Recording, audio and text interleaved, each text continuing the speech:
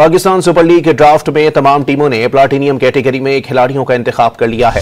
Don news के नुमाइंदे गुलाम मुर्तज़ा लाहौर के हुजूरी बाग में मौजूद हैं, उनसे मजीद जानते हैं।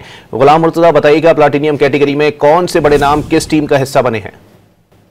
जी, Pakistan super league 10th edition की ड्राफ्टिंग के हवाले से प्लाटिनम कैटेगरी मुकम्मल कर ली गई है और टीमों ने प्लाटिनम कैटेगरी में खिलाड़ियों का इंतखाब कर लिया है। लाहौर कलंदर की पहली बारी थी और लाहौर कलंदर ने न्यूजीलैंड से ताल्लुक रखने वाले डैरल मिचेल को अपनी टीम का हिस्सा बनाया है।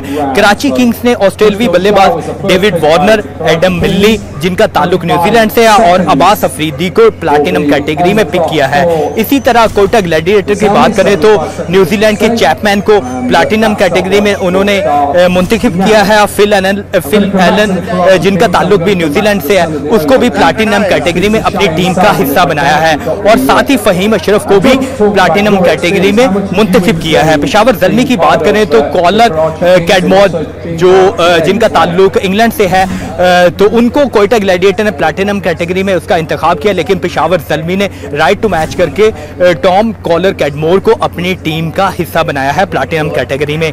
इसी तरह बात की जाए तो प्लाटिनम कैटेगरी में मुल्तान सुल्तान ने न्यूजीलैंड के माइकल ब्रेसवेल जो ऑफ स्पिनर भी है और बैटर भी है, उनका इंतखाब किया है। दिफाई चैंपियन इस्लामाबाद यूनाइटेड ने प्लाटिनम कैटेगरी में ऑस्ट्रेलवी बल्लेबाज मैथ्यू शॉर्ट को अपनी टीम का हिस्सा बनाया है। प्लाटिनम कैटेगरी का इंतखाब तमाम टीमों ने कर लिया है।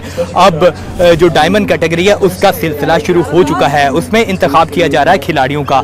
तो प्लाटिनम कैटेगरी में खिलाड़ियों के इंतखाब में बड़े बड़े नाम पाकिस्तान सुपर लीग का हिस्सा बने हैं।